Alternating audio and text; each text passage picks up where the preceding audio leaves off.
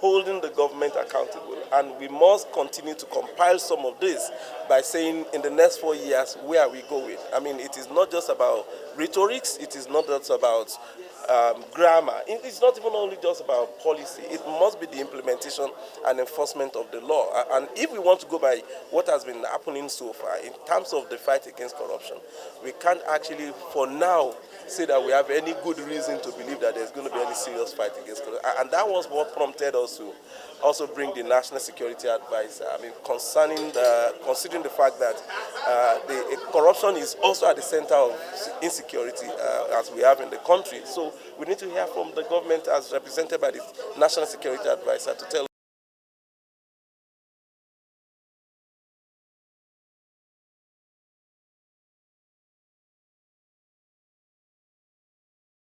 support media organizations that will be able to do the investigations, do hard-hitting reports, and expose some of the malices that are happening in our society.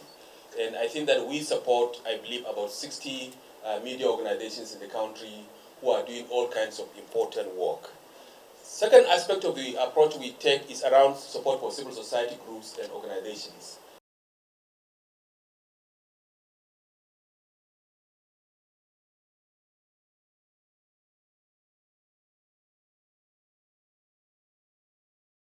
In relation to fighting corruption, inefficient waste in government, the promise is the government will continue to work on the current administration will continue the work of the current administration in reforming the civil service to fight corruption, reduce bureaucracy, streamline agencies, decrease inefficiency and waste. We'll streamline the amount that government spends on itself. The cap will place on fiscal expenditures for the construction of government buildings and on salaries related compensation packages of elected officials. Okay? Such expenditures will have a low priority in our administration, so and that will be transparent. That's the promise. Bona fide hard-working members of the civil service are to be commended and rewarded for their public service and shall be protected. However, we will continue the process of weeding out ghost workers as well as ghost projects, expenditures from the system. Our administration will, the government will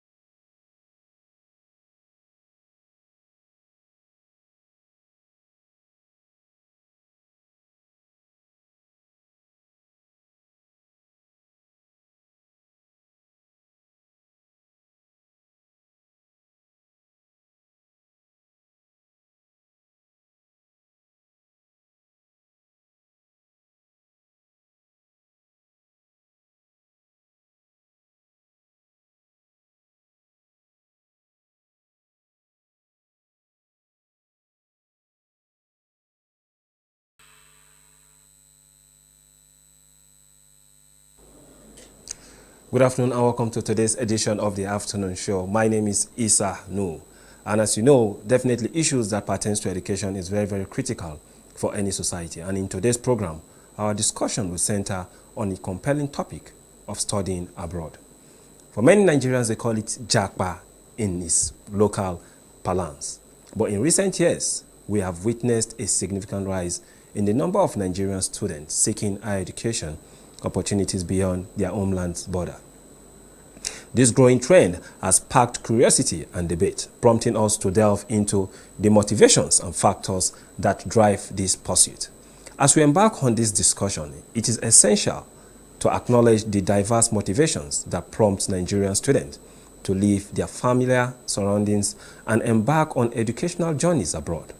Some of these motivations include the quest for academic excellence, access to cutting-edge research and facilities, exposure to multicultural environment and expanded career opportunities, and the desire to foster a global perspective.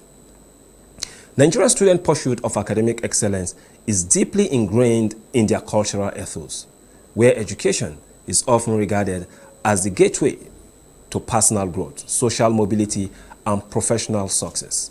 Studying abroad provides access to renowned institutions known for their academic rigor and excellence, where Nigerian students can challenge themselves intellectually and engage with a global community of scholars. The multicultural environment of international university fosters cultural exchange, broadens perspectives, and promotes intercultural understanding by immersing themselves in diverse communities. Nigerian students develop cross-cultural competencies, empathy, and tolerance qualities invaluable in today's interconnected world.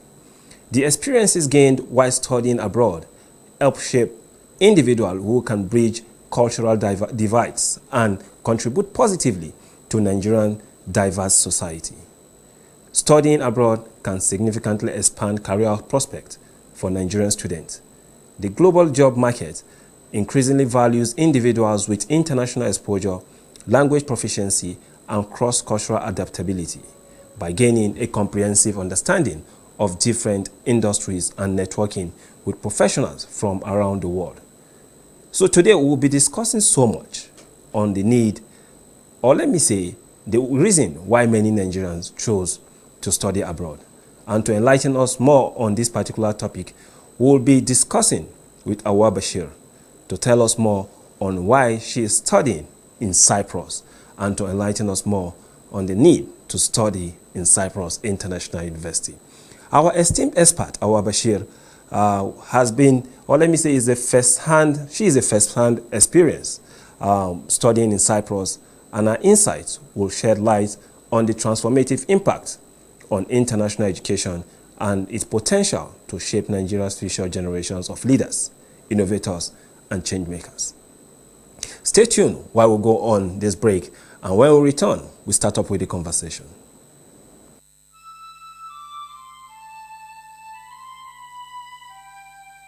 We are a nation blessed with people of diverse cultures, religions, languages, and opinions. It is ironic that we are now being ripped apart by our greatest strength, our diversity. We have allowed intolerance, insensitivity, bigotry, and nepotism to blind our vision of the greatness we can achieve working together as one. We may not have the same culture, nor religion, nor language, but we all belong to the same nation by the divine will of God. We did not choose to be Nigerians. Nigeria chose us. This nation is our divine heritage, and if we open our eyes, we would realize that what divides us pales in comparison to what unites us. And by the comparison and conciliation of our differences, we will grow until our differences disappear. Our unity cannot be willed by mere declarations, nor do we get unity by ignoring the questions that beg for answers. We must celebrate our diversity and debate our differences without fracturing our unity. Our strength is not in our numbers, but in our unity, because even the weak become strong when united. Nigeria unite. This message is brought to you by Abuja Broadcasting Corporation, owners and operators of ASO Radio 93.5 FM Abuja, ASO Television DSTV Channel 392, Star Times Terrestrial Channel 127, Free TV Channel 507, People's TV Channel 285, and UHF Channel 38.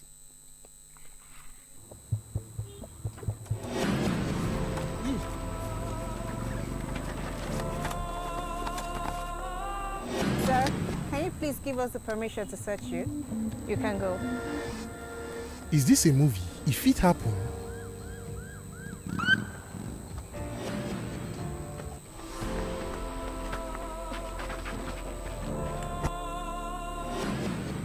Officer, I beg carry and go station. When our Oga come, you come meet her for there. Hey, Mr. Man, I cannot do that. Tell your guy to come to our station when he returns. Am I in a movie? If it happen, Mama, please.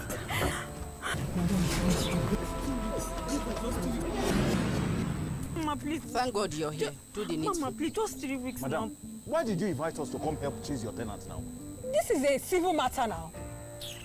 Is this a movie? If it happen, If we follow The new police law. Welcome back from that break, and here with us we're having Awa Bashir. Good afternoon and welcome to the afternoon edition. Good afternoon, nice to meet you. It's nice having you today on this particular program because the issue with bordering Nigerian education is something that so many Nigerians seem to, at the end of the day, why not I go elsewhere to get this education? Because sometimes there is challenge within tertiary institution, the issue of strike and the rest of it. But let us quickly come down to your own perspective now. What does it take before you could say, let me study outside the country? In my own experience, education in Nigeria, not that, of course, Nigeria is home. We cannot completely, not recognize the fact that there are educational systems that are still growing. But I believe one of the reasons why people would want to study abroad is we all know how fast technology is growing. And in terms of technology, I would say it's a bit slow growing in Nigeria, which in other countries, they are very fast to adapt to the new technologies. And of course, the time frame in which you study. In Nigeria, you cannot be very sure if you can finish in 4 years or 5 years, for example. But abroad, you know that once you get there, you just do what you have to do, and then you finish and come back. So I believe this is one of the reasons. And of course, the advanced learning system and environment, you cannot compare both. You cannot compare how fast they are to embrace technology, embrace new changes, and to incorporate them into their system, unlike in Nigeria. Okay, I believe you had your first, probably your first, second degree here in Nigeria. Yes. And comparing with what we have outside the country, how do you see the differences? In my own time, I was very fortunate to graduate within 4 years. We had the industrial action, yes. Okay. But that only lasted for like 6 months. But fortunately, I graduated within the time frame. And then I did my master's also here in Nigeria, which I also was very fortunate. We didn't have any industrial action that normally happens in Nigeria. And then I moved to Cyprus for my PhD. Also, of course, PhD has different experiences. It depends on how soon you are ready to finish and how soon you're completing your thesis and all that. But it's very fast because within a very short period, I was able to learn a lot of things which I know might have taken me a longer period in Nigeria. And of course, the technology is different. I am currently doing my PhD in communication, so you can see how fast they are to bring in new inputs into their system, and then you can quickly adapt to it, and you can grow as technology grows. I don't know if you understand what I mean. Get it, which might not be very possible in Nigeria, and might take a longer period for you to be able to get there. So now, what specific advantage does Cyprus offer to Nigerian students seeking higher education in their universities now? The specific advantage, I'll speak of my university specifically, which is Cyprus International University. One is the Work and Skills Development Project. And I am currently heading the Women Empowerment Center back there in my university. And also there are talent, for example, talent that there are different facilities for you to improve on your talent. For instance, an engineering student, a mechanical engineering student, for example, might have the skills to be able to practice what he has learned back in Nigeria. Like we have all these automobiles and all that. So over there, you have the facilities to be able to practice those skills. You understand? As you are learning theoretically, you are... Yes, and you have professionals who would assist you in order to improve in those talents that you have already learned. Meanwhile, as you can see in Nigeria, all you learn is just the classroom. There are practical rooms, of course, but you cannot compare it to what you have back there. You're given the room, you're given a mentor, you're given mentorship for you to be able to practice the skills, for example.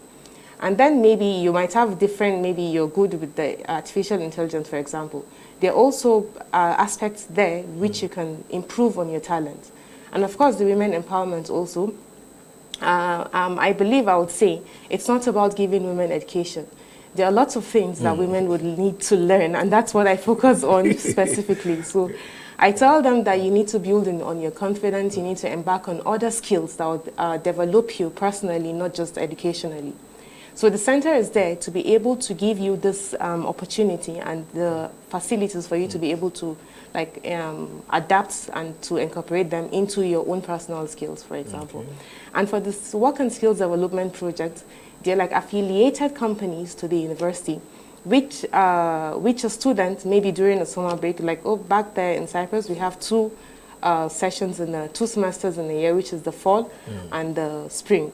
So within the summer period, because of the weather condition, students cannot be in school environment. So some travel back to their home country, while some remain within campus. So they're given the opportunity to apply to these companies, like a retail company, like a bank, like a construction company.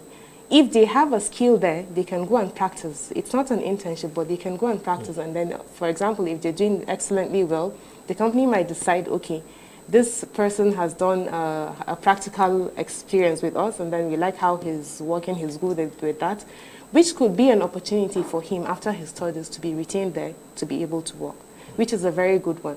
And entrepreneurship, as we know, is very, very vital, especially to Nigerians. So part of these companies include entrepreneurship, which a student can also improve on his skills, and then he can bring in something that he has learned. It's not just giving you can also bring something that you have learned, maybe a new experience, like what we call the idea nest, where we allow students to bring in their own ideas, and then we help them to develop them, and then those we can give them facilities to be able to maybe establish them there, or if they want to come back after their studies, we give them all the things they need to be able to do that, which I feel is a very huge advantage. So in that case, if they decide to leave Cyprus and return back to Nigeria, is there any kind of supervision your institution still gives to them? No. Whatever you have gotten, that's for you. Okay. And of course, we have mentorship programs. Like for the women empowerment, like I mentioned, we have different mentors who mentor them. So you don't have to be in Cyprus. There are people you have access to, because we have an alumni platform whereby you can reach out to people who have been in Cyprus and you cannot, maybe they left, for example, you can reach out to them, you have their email, you have their phone numbers. So if you feel you are very convenient with how you've been mentored by a particular person, you have access to reach out to them at any time. Oh, that's great. So can you elaborate on the academic activities, mainly the academic programs and disciplines in the Cyprus International University that are particularly attractive to Nigerian students?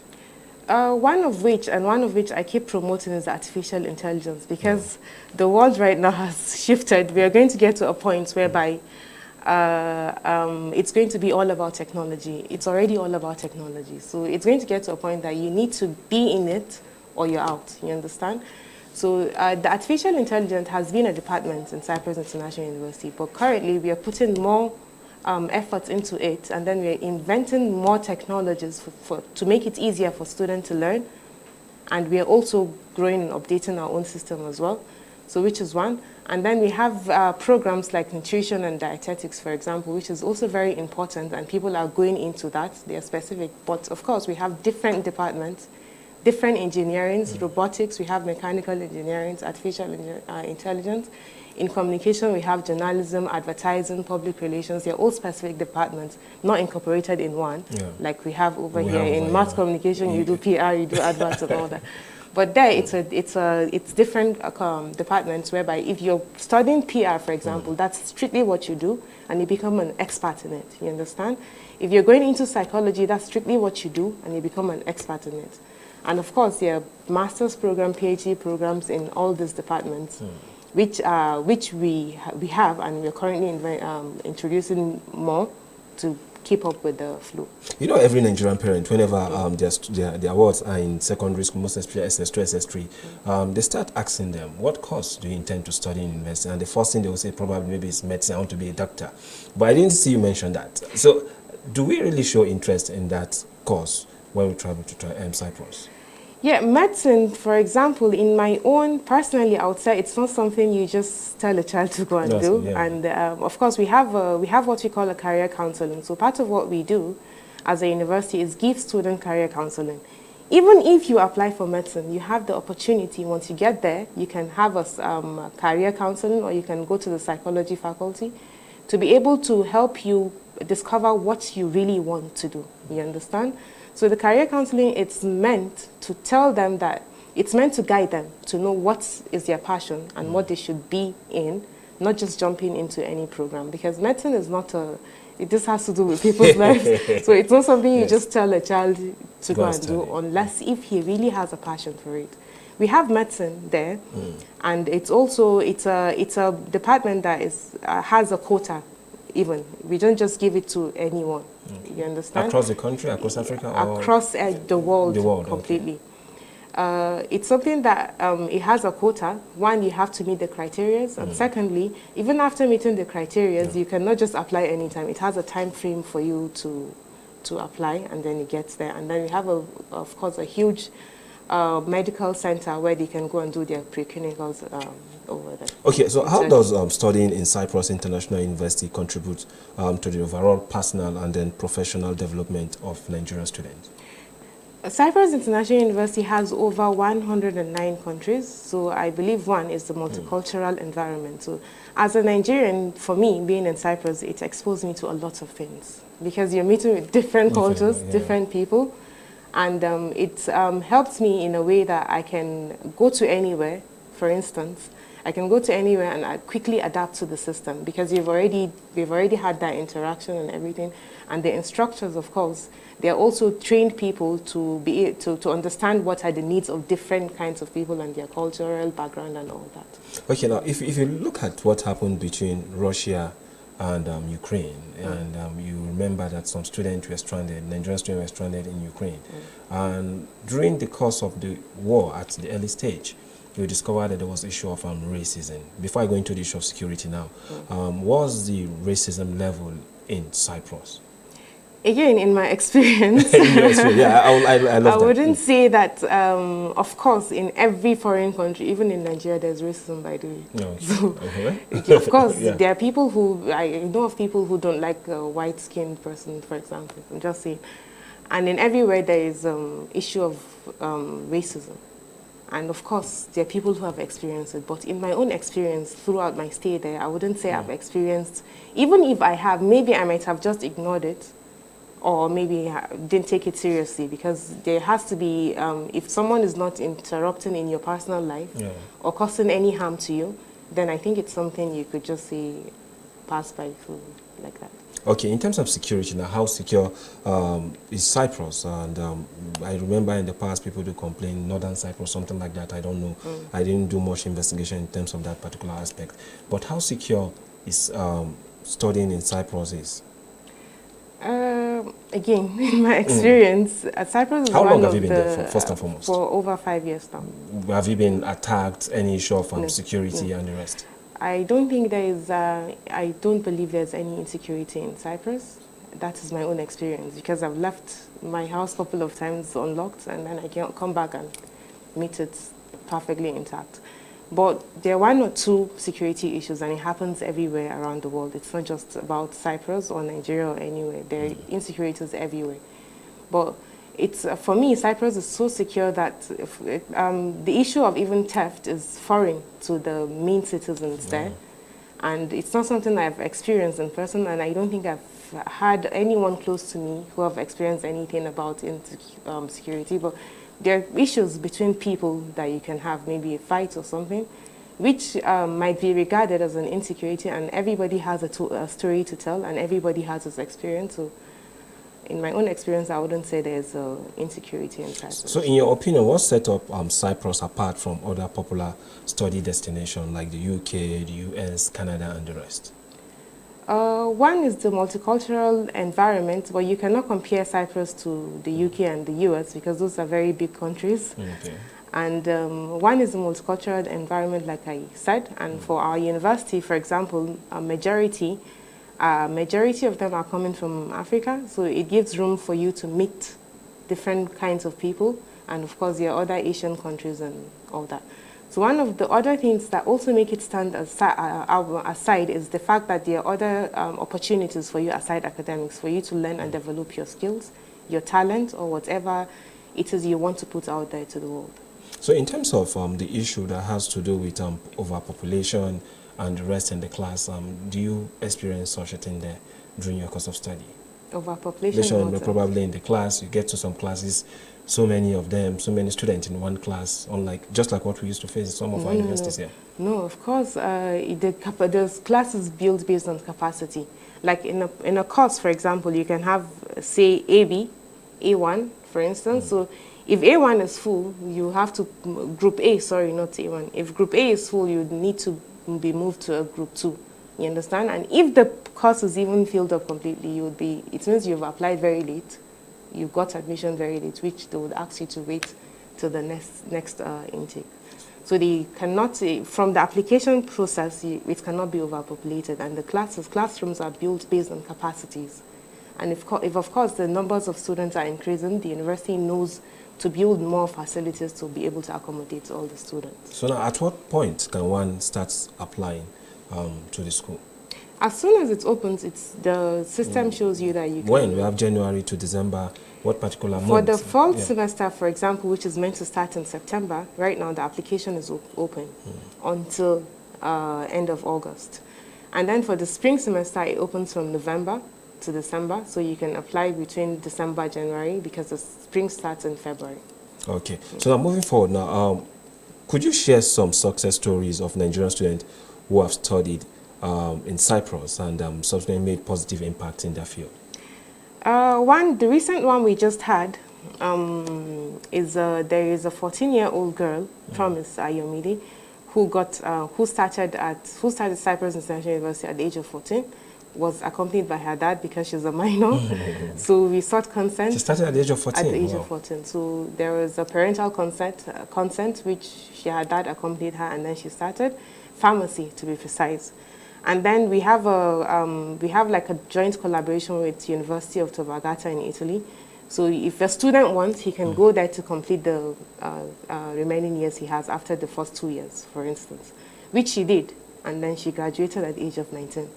And then immediately she applied for her master's, which she also finished at the age of 20 because she's a very bright kid. And then now she has currently gotten a full scholarship in the UK to do her PhD at the age of 20. So I think talking about this even that's very inspiring because she's a young girl and at a very young age, she's achieving such a huge milestone.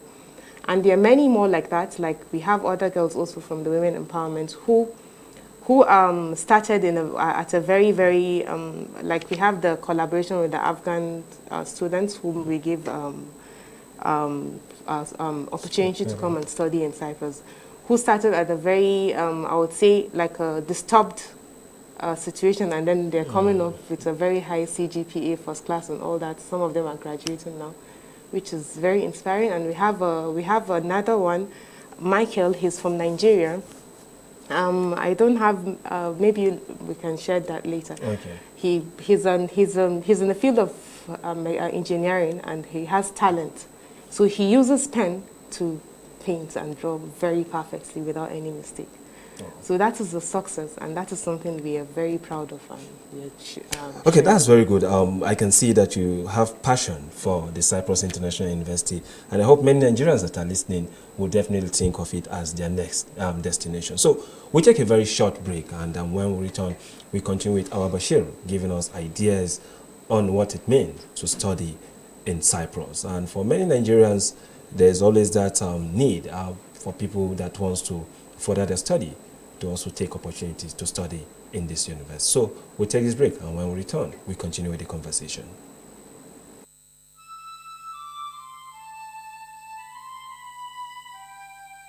We are a nation blessed with people of diverse cultures, religions, languages, and opinions. It is ironic that we are now being ripped apart by our greatest strength, our diversity. We have allowed intolerance, insensitivity, bigotry and nepotism to blind our vision of the greatness we can achieve working together as one. We may not have the same culture, nor religion, nor language, but we all belong to the same nation by the divine will of God. We did not choose to be Nigerians. Nigeria chose us. This nation is our divine heritage, and if we open our eyes, we will realize that what divides us pales in comparison to what unites us. And by the comparison and conciliation of our differences, we will grow until our differences disappear. Our unity cannot be willed by mere declarations, nor do we get unity by ignoring the questions that beg for answers. We must celebrate our diversity and debate our differences without fracturing our unity. Our strength is not in our numbers, but in our unity, because even the weak become strong when united. Nigeria unite. This message is brought to you by Abuja Broadcasting Corporation, owners and operators of ASO Radio 93.5 FM Abuja, ASO Television DSTV Channel 392, Star Times Terrestrial Channel 127, Free TV Channel 507, People's TV Channel 285, and UHF Channel 38.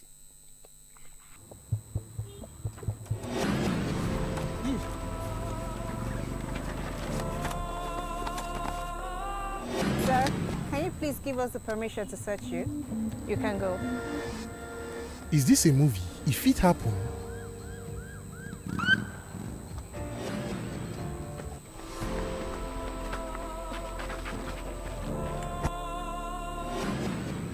Officer, I beg carry and go station. When our Oga come, you come meet am for there. Hey, Mr. Man, I cannot do that. Tell your guy to come to our station when he returns. Am I in a movie? If it happen, Mama, please.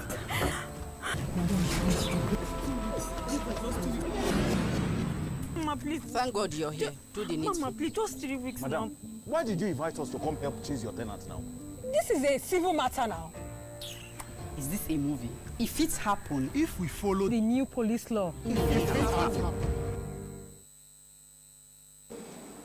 Welcome back from that short break, and still with us here in the studio is Awa Bashir, a student of Cyprus International University. As Nigerians, we have to also show concern on those that are studying outside the country, and let us also know much about their welfare in those particular places, because during the Ukraine-Russia war, at the start of it, there was so many complaints. Even in Sudan, we saw what happened in Sudan recently, and that's the major reason why we always try as much as possible to look for our students wherever they are and get the best of information in terms of their welfare in those places. And that's the more reason why we have invited our Bashir here today to tell us more about their stay in Cyprus. So, Awa Bashir, it's nice that you are still here, and I know definitely I'll put up the phone number so that people can also call in and then probably ask 1 or 2 questions regarding your study or your stay in Cyprus. And I know you're still there.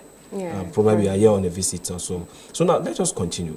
The issue of scholarship has been a major problem, and we've seen situations where people go out and forge scholarship and the rest of it like that, racketeering and the rest. So how do you manage issues of scholarship? I'm not sure I understand the managing the issue. No, in your opinion now, why Cyprus, apart from it being a major university, that's Cyprus International University, many students do seek for scholarship in that school, and sometimes there are issues of people forging scholarship. Most especially in Nigeria, you see fake scholarship and the rest. But at what point can one authenticate that, yes, I'm getting this scholarship from Cyprus International University?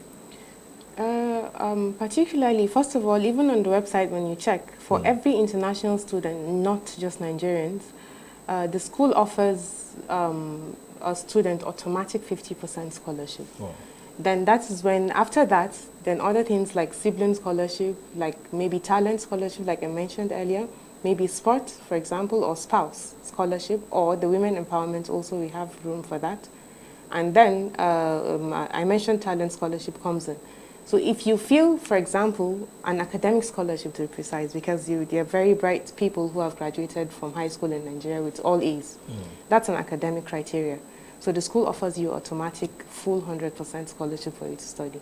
So if you have a criteria like that, you can email the school and tell them that this is what this is why you feel you deserve it, and it's going to be evaluated, and if it's evaluated, you would be responded to.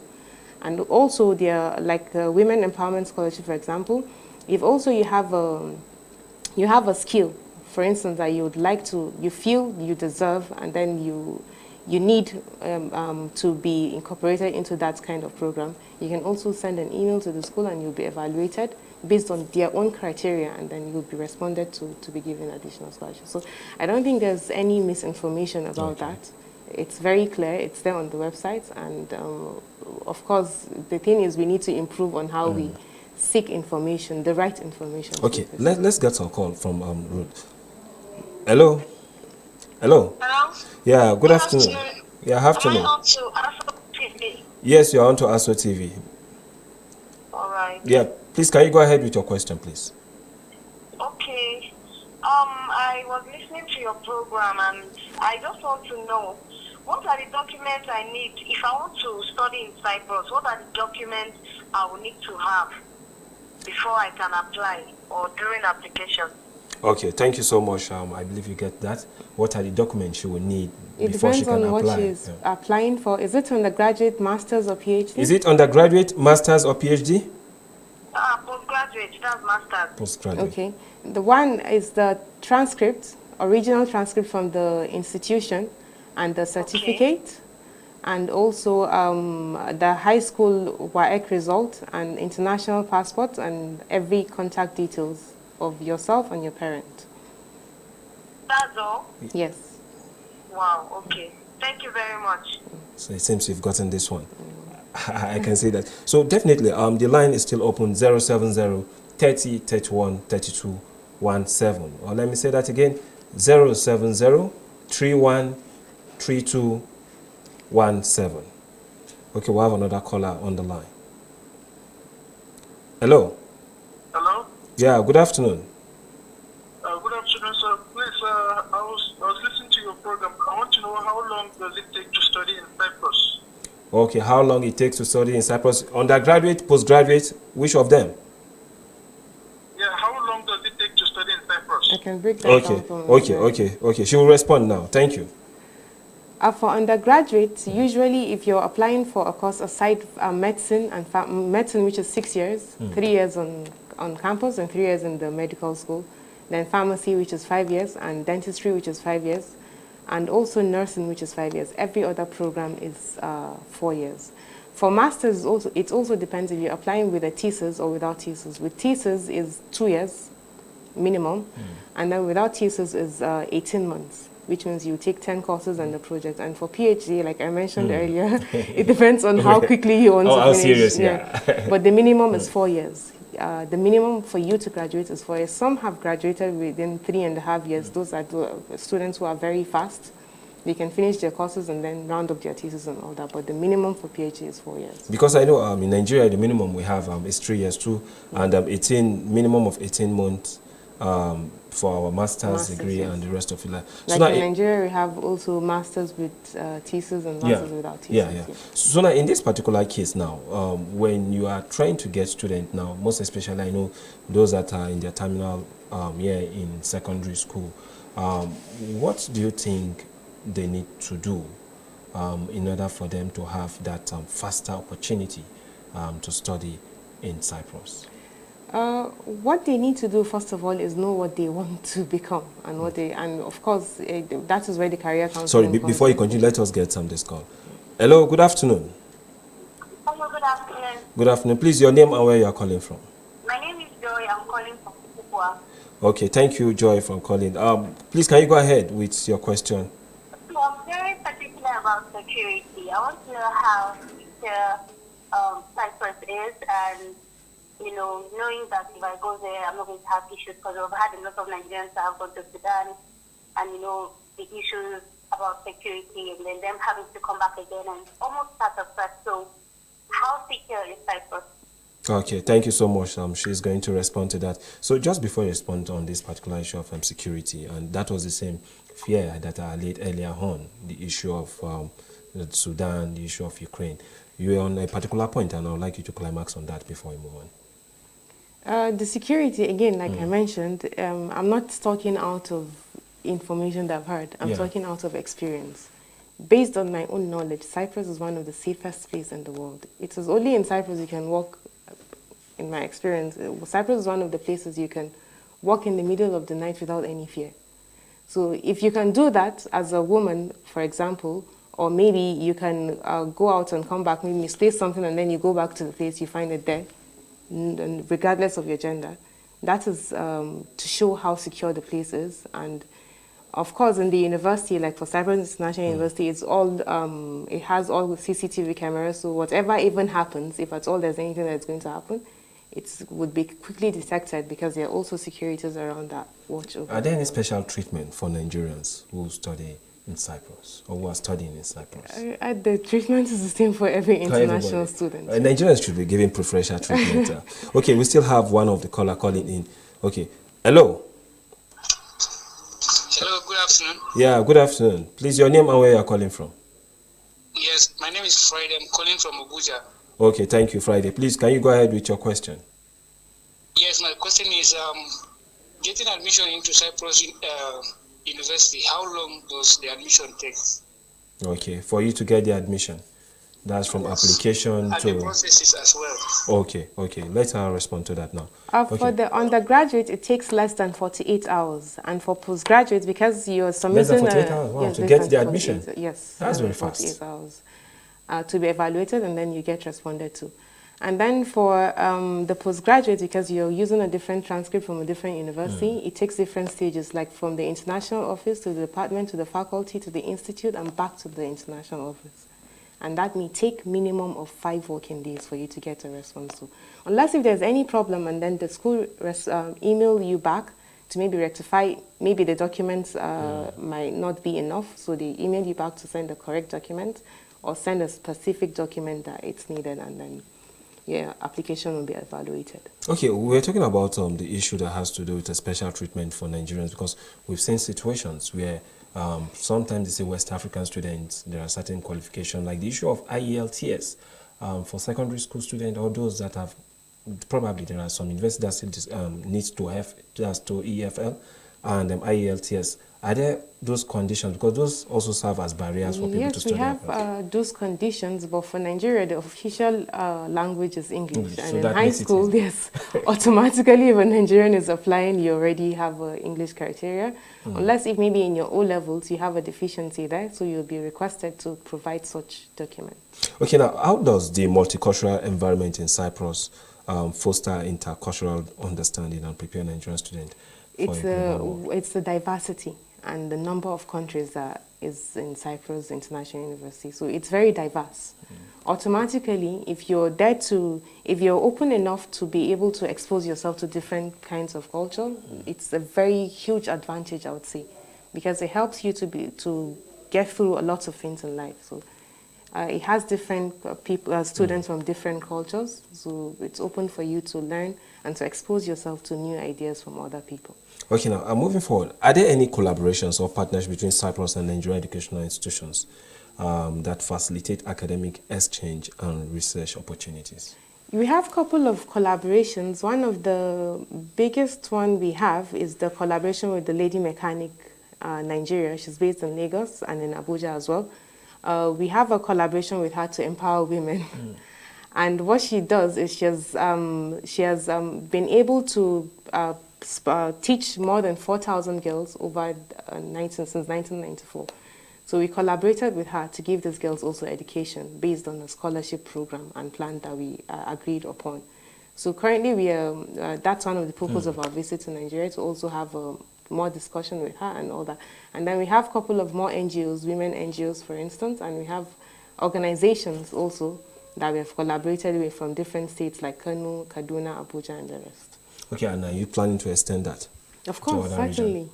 because probably Kano, Kaduna, Abuja, my state was not included, and I would love my state to be part of it. Maybe so it is, I didn't just mention it. Okay, so what steps are being taken to provide comprehensive support and guidance to Nigerian students in terms of accommodation, cultural adaptation, and integration into the Cyprus society?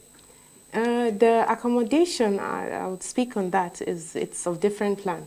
And it's very, very affordable. Even the tuition, if you compare it to the standard of living in Nigeria, it's nearly similar. I wouldn't say it's similar or the same or more than or not, but it's nearly similar, and it's very affordable. So in a year, you find out that what you're paying maybe in a private university, for example, here, might be something, it might be lesser of what you're paying there. And the good thing about studying there is the fact that you can pay your tuition, accommodation, and also feeding in an installment plan. You can pay it once if you have the capacity to do so. You can pay it twice, 4 times, or 6 installments. So it gives you the chance to spread it through so you can gather up and then pay your tuition. So it's very flexible for students. And even if, for example, maybe you didn't get to reach the specific amount you need to pay for installments, the system has an amount that they can allow you to be able to have access to, like your classroom, your education system, and all that. Okay. So it's very flexible. So in that particular case, when it comes to the issue from the school fees now, that's tuition, how expensive or cheap is it? Again, of course, with the rate of the currency exchange, you cannot just mention that it's just. But it's, on average, yes, it's still very affordable because for a very long time now, nothing has happened. There was no increase in the tuition, especially from the Cyprus International University. So on an average, a student will be requested to pay, say, 3,000 euros for a whole year, which, like I mentioned earlier, can be spread into 6 times. Okay. So a student can have different dates which he needs to pay this installment. He doesn't have to pay it within a specific period. Okay, thank you so much, Awa Bashiru, for joining us today on the afternoon edition. And I know with this call, so many persons will be rushing down to try as much as possible to get more information regarding the Cyprus International University. Do you have a branch here, maybe like a center where people can go and ask more questions and get clarifications on things, on how to apply? Yes, we do. We have a liaison office here in Abuja, in Usetu, in Gwandal Center. Maybe we'll share the information. There you can get any information you need, and also there are emails on the website which you can quickly email and people will get responded to within a very short period of time. Okay, thank you so much once more for coming to the afternoon. Thank you very much. This is how far we can go today, discussing the issue of education, which is very, very key, and the welfare of Nigerian students outside the country. With Awa Bashir, we've gotten so much that we've taken time to enlighten and educate Nigerians with respect to studying in Cyprus International University. Thank you so much. Have a wonderful day and stay blessed.